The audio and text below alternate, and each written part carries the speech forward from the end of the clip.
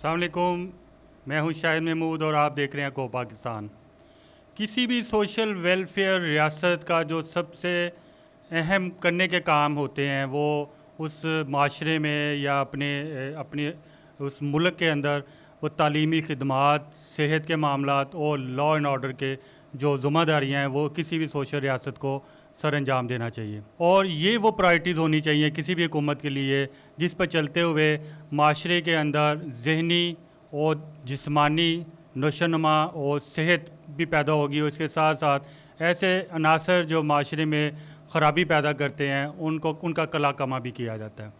लेकिन बदकिस्मती ये है कि हमारे पाकिस्तान में हमने पिछले तकरीबन एक अरसे से यही देखा है कि हुकूमतों की तमाम तर तवज्जो कमर्शियल अदारे चलाने पे है और उसके साथ ही जो सेहत और तालीम का बजट है वो इस कदर कम है कि उसके साथ किसी तरह से भी गवर्नमेंट प्राइमरी की तालीम नहीं दे सकती। हर एजुकेशन की तरफ लेके जाना तो बहुत दूर की बात है। यही हालत सेहत का है। और इस वक्त जो हम अगर मुख्तलिफ अस्पतालों में, सरकारी अस्पतालों में देखते हैं, अभी पिछले दिनों मेरा जनरल हॉस्पिटल के एमए से बात हुई तो उन्होंने बताया कि उनके हस्पताल में एक साल में 25 लाख मरीज़ जो इलाज ही घर से आए, जिनमें से एक बड़ी तादाद आउटडोर के मरीज़ों की थी और इसके साथ एमरजेंसी और वार्ड के अंदर दाखिल मरीज़ों की टोटल तादाद 25 लाख के करीब है। और यही हालत बाकी तमाम बड़े अस्पतालों की है।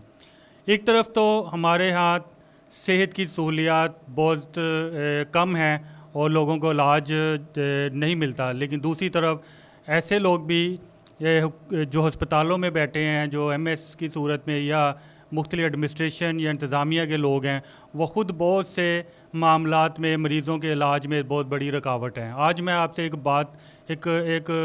पेशेंट के हवाले से बात करना चाहूँगा। 5 साल का बच्चा है जो मोहम्मद मूसा और गग्गू मंडी जो कि साहिवाल के करीब एक कस्बा है वहाँ से ताल्लुक़ रखता है।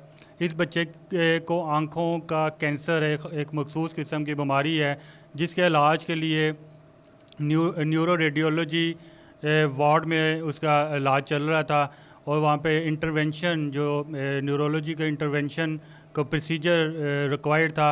और इस बच्चे की जो ग्रांट वज़ीर आला पंजाब ने मंजूर करके वो जनरल हॉस्पिटल को भिजवा दी है और इस प्रोसीजर को तकरीबन 3 माह से ज़्यादा का अरसा गुजर गया है कि वो ग्रांट मसूल हो चुकी है, लेकिन इस बच्चे का इलाज नहीं हो रहा। बच्चे की वालदा ने बताया कि वो 12 दफ़ा एमएस के ऑफिस गई हैं। उन्होंने कोशिश की है कि किसी तरीके से उसके बच्चे का इलाज हो जाए और वो बच्चा जो है आंखों के कैंसर में है वो उसकी आंखें बच जाए, वरना जाहिर है जैसे ये वक्त गुजरता जाएगा वो बच्चे की आंखें ज़ाया हो सकती हैं। न्यूरो रेडियोलॉजी वार्ड में, जैसे मैंने अपने पिछले प्रोग्राम में भी देखा था, ये एक पुराना जो शोबा है जो कि 2010 से काम कर रहा था और वहाँ पे डॉक्टर उमैर रशीद जो एक सीनियर प्रोफेसर थे वो खिदमात सर अंजाम दे रहे थे। वो इंटरवेंशनिस्ट है और पाकिस्तान में शायद चंद एक इंटरवेंशनिस्ट में से उनका नाम है। लेकिन इस शोबे को ज़बरदस्ती बंद किया गया और मशीनरी का बहाना लगा के आज भी इस शोबे में ताले लगे हुए हैं।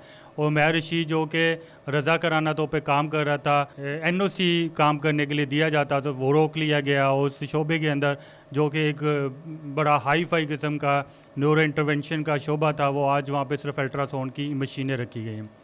इस बच्चे का इलाज भी उमैर रशीद के ज़ेरे असर हो रहा था, लेकिन चूँकि उनको काम करने से रोक दिया गया है और इस बच्चे की ग्रांट जो इलाज के लिए वज़ीर आला ने पास की थी वो आज भी जनरल हॉस्पिटल के अकाउंट में मौजूद है और ये सारी चीज़ें मिलने के बावजूद वो बच्चा इलाज से महरूम है। तो इसका ज़िम्मेदार कौन है? इस हवाले से मैं वज़ीर आला से दरख्वास्त करूँगा कि वो इस पे एक्शन लें और जो भी इसमें ज़िम्मेदार है, जो बच्चे के इलाज के रास्ते में रुकावट हैं लोग, उनके ख़िलाफ़ सख्त कार्रवाई की जाए, क्योंकि यही वो लोग हैं जो हुक्मरानों के अच्छे कामों को भी उसका बुरा इंप्रेशन लोगों के ज़हन में डालते हैं और उनकी एक अच्छी तस्वीर पेश करने के बजाय उनका बैड इंप्रेशन देते हैं। इसी तरह का एक और वाक़या मैं आपको बताना चाहूँगा, ये गंगाराम हॉस्पिटल के हवाले से है। मुझे मरीज़ ने रब्ता किया, ये 32 साल शख्स है और इसको गुर्दों का कोई मसला है और साथ इसका ब्लड प्रेशर बहुत ज़्यादा है। ये मरीज़ हॉस्पिटल में दाखिल रहा, लेकिन वहाँ पे अद्वियात इसको जो ब्लड प्रेशर कंट्रोल करने के लिए जो अद्वियात चाहिए वो अस्पताल में मौजूद नहीं है। जबकि दूसरी तरफ ये बड़ी जो हदायत जारी की गई हैं हुकूमत की तरफ से कि आपने किसी भी मरीज़ को बाहर से दवाई नहीं देनी। अब इस मरीज़ को अमलोडिपिन जो ब्लड प्रेशर की दवाई के साथ इसका इलाज किया जा रहा था, जबकि इस मरीज़ का जो ब्लड प्रेशर है वो उसके बारे में बताया जा रहा है वो 120 और 170 के दरमियान में है, और उसको कंट्रोल करने के लिए कोई एक मेडिसिन नाकाफ़ी है, बल्कि एक से ज़्यादा अद्वियात का इस्तेमाल करना पड़ेगा। लेकिन चूँकि हस्पताल के अंदर की अद्वियात ही हर सूरत इस्तेमाल करने की हिदायत दी गई हैं, इसलिए इस मरीज़ को इलाज मैसर नहीं हो सका, और वो मरीज़ जो है वो जब तक उसका ब्लड प्रेशर कंट्रोल नहीं होगा तो उसका ऑपरेशन भी नहीं हो सकता। और इस तरह से ये मरीज़ कई दिन तक हस्पताल में पड़ा रहा, और उसके बाद इसको डिस्चार्ज कर दिया गया, और अब वो उसको कहा गया कि आप किसी तरीके से अपना ब्लड प्रेशर को कंट्रोल करके आएँ, उसके बाद आपका इलाज किया जाएगा।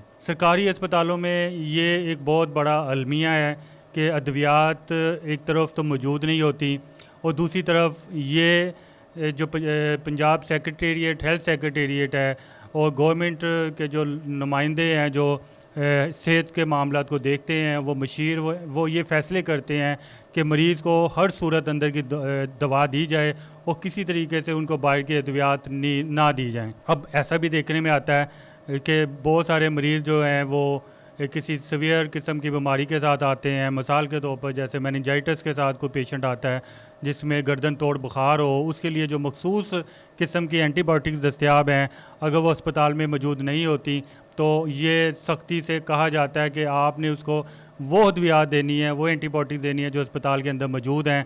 और मैंने ऐसे मरीज़ों को देखा है कि उनको ऐसी अद्वियात दी जाती हैं जिनका मेनिंजाइटिस में या गर्दन तोड़ के इलाज में कोई किरदार नहीं होता। अब यहाँ पे जो प्रोफेसर्स हैं, सीनियर डॉक्टर हैं, वो ख़ुद बड़े परेशान होते हैं। वो कहते हैं कि हमारे मरीज़ को जो अद्वियात चाहिए होती हैं वो अस्पताल में मौजूद नहीं होती, और दूसरी तरफ हमें ये इंस्ट्रक्शन दी जाती है कि आपने बाहर से अद्वियात नहीं देनी।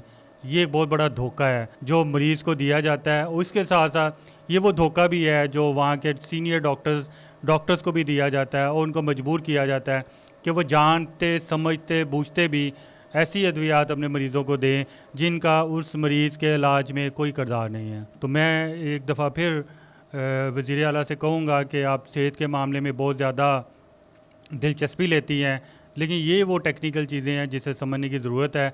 और ये एक मरीज़ की बात मैंने की है, लेकिन आप यकीन जाने हर हस्पताल में रोज़ाना ऐसे सैकड़ों मरीज़ होते हैं जिन्हें उनके इलाज के मुतल्लिक़ा अद्वियात नहीं दी जाती, या अद्वियात मौजूद ना होने की वजह से उन लोगों का इलाज नहीं होता। बहुत से मरीज़ अस्पतालों में पड़े रहते हैं, 2-2 3-3 हफ़्ते वो अस्पतालों में अपने ऑपरेशन के इंतज़ार में मौजूद रहते हैं, लेकिन उनको चूँकि प्रॉपर अद्वियात नहीं मिलती, इस वजह से या तो उनका शुगर कंट्रोल नहीं होता या उनका ब्लड प्रेशर कंट्रोल नहीं होता, वो ऑपरेशन के बगैर पड़े रहते हैं, और एक वक्त आता है उनको वहाँ से डिस्चार्ज कर दिया जाता है। इसमें डॉक्टर का कोई कसूर नहीं है। डॉक्टर ये फिर बाद में सारा मलबा डॉक्टरों पे आता है। इसमें कसूर जो इंतज़ामिया का है, वो अस्पताल की इंतज़ामिया है या सेक्रेटेरिएट के जो लोग हैं, ये उनका किरदार है।